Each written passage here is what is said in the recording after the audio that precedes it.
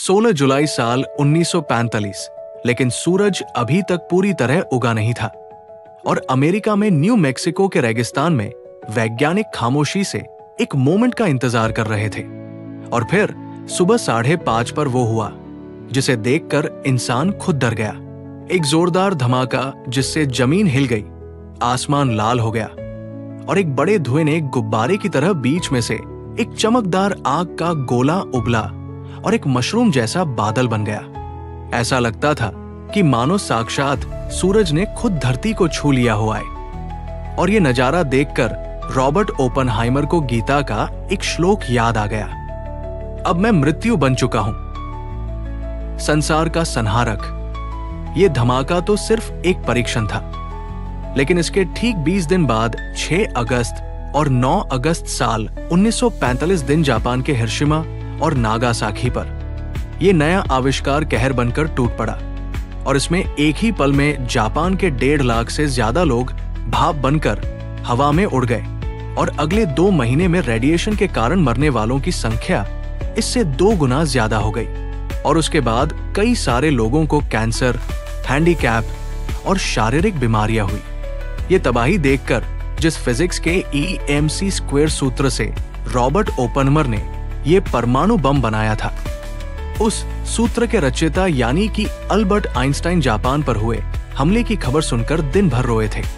और इंसानियत ने पहली बार देखा कि विज्ञान जब अपनी संवेदना खो देता है तो वो राक्षस बन जाता है।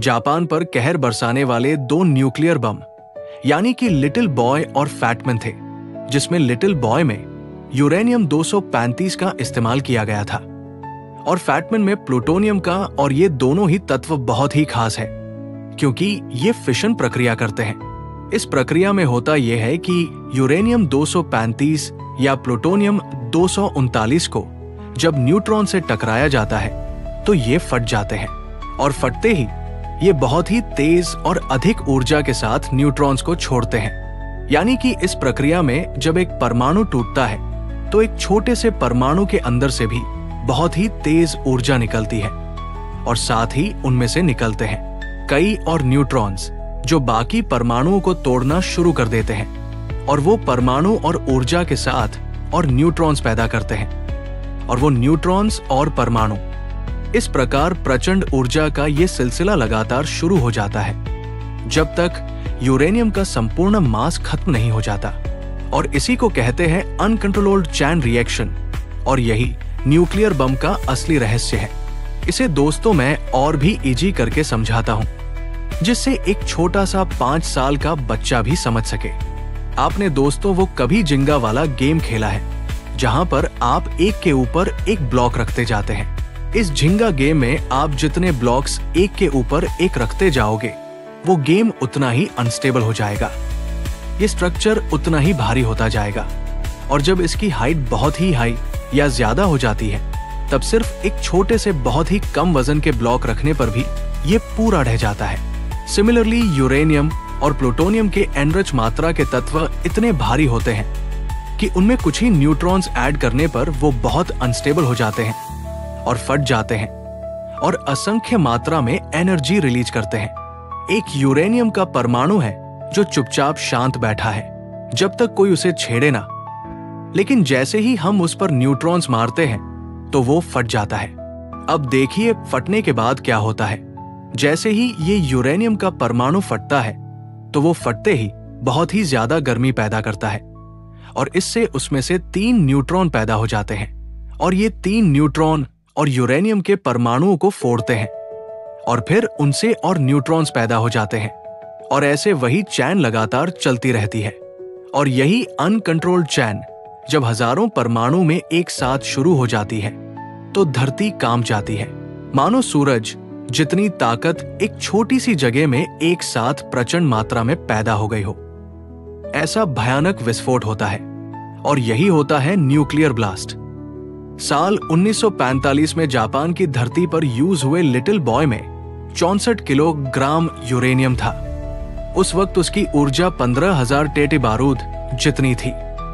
लेकिन आज के दौर में ये न्यूक्लियर बम इतने एडवांस बन चुके हैं कि अगर हम सिर्फ 1 किलोग्राम यूरेनियम लें तो वो 20,000 टन जितनी ताकत दे सकता है, यानी कि 80 गुना घातक। और यही डरावना सच है। आज के परमाणु बम बहुत ही छोटे लेकिन भयानक होते हैं। अब चलिए जानते हैं जापान पर फूटने वाले लिटिल बॉय बम ने कैसे काम किया था। तो लिटिल बॉय का डिजाइन एक गन जैसा था, जिसके भीतर 2 टुकड़े थे। एक था सब क्रिटिकल मास और दूसरा सुपर क्रिटिकल मास। दोनों को ही चुस्त रूप से अलग अलग रखा गया था, ताकि बम फटने से पहले खुद ही आपस में विलय होकर ना फट जाए। अब जैसे ही इस बम को गिराया गया, उसके पीछे लगे फिनस उसे बैलेंस करने लगे। अंदर लगी बैटरी चालू हुई, सर्किट एक्टिव हुई, और जब ये बम फेंकने के बाद जमीन से 1900 फीट की ऊंचाई तक पहुंचा तो ट्रिगर ऑन हो गया और एक छोटा सा स्पार्क हुआ, जिस स्पार्क ने उसकी बैग में भरे कोरोडेड पाउडर को जलाया और वो फटा और ट्रांजिशन कार्बाइड 300 मीटर प्रति सेकंड की रफ्तार से उससे आगे के बॉक्स में रखे एनरिच यूरेनियम 235 के क्रिटिकल मास से टकराई। और ऐसा होते ही क्रिटिकल मास की वैल्यू ट्रिगर हो गई और यहाँ पर न्यूट्रॉन्स इंजेक्ट करना शुरू हो गए और फ्यूजन की प्रक्रिया शुरू हो गई। और इस फ्यूजन की प्रक्रिया शुरू होने के तुरंत बाद चैन रिएक्शन शुरू हो गया। एक पल और फिर सब कुछ खत्म। इसमें से ऊर्जा इतनी ज्यादा निकली कि 12,000 फीट का आग का गोला बना, जो पूरे 60,000 फीट तक हाइट में ऊपर तक गया, जिसका तापमान था करीब 65,000 डिग्री सेल्सियस, यानी कि सूरज की सतह जितना। और इस इतने बड़े विस्तार में जितने भी इंसान थे वो भाप बनकर उड़ गए, हड्डियां भी नहीं बची। और ये धमाका सिर्फ गर्मी नहीं लाया, बल्कि आग की रफ्तार से शॉक वेव भी लाया। आसपास की सभी इमारतें भी ध्वस्त हो गई और करीब 4 किलोमीटर का इलाका तो उसी वक्त भस्म हो गया। लेकिन जो रेडिएशन निकला वो एक अदृश्य जहर था, जो कई 100 किलोमीटर में फैलता रहा और हफ्तों तक, महीनों तक और पीढ़ियों तक अपनी असर फैलाता रहा। ये बम सिर्फ एक विस्फोट नहीं था, ये इंसानियत के मुंह पर एक जोरदार चांटा था।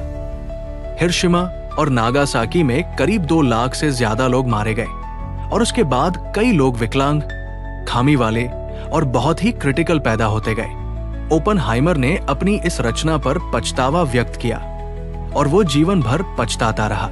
रॉबर्ट ओपनहाइमर ने इसके बाद दुनिया के प्रत्येक मंच पर जाकर ये समझाया कि इस बम को रोक दिया जाए, लेकिन विज्ञान की आवाज को राजनीति ने हमेशा के लिए दबा दिया। आज दुनिया के पास करीब 12,500 से ज्यादा न्यूक्लियर वेपन्स हैं और उस वक्त के न्यूक्लियर बॉम्ब से तो हजारों गुना ज्यादा घातक। और आज दुनिया के करीब 10 देश इस राक्षस को अपनी गोद में पाल रहे हैं। ये ऐसा है मानो एक हाथ में खुला पेट्रोल लेके और दूसरे हाथ में चिंगारी को लेकर घूमना। कब इन दोनों का मिश्रण हो जाए पता भी ना चले। आज 80 साल हो गए हैं, लेकिन हर देश इस राक्षस से डरता है।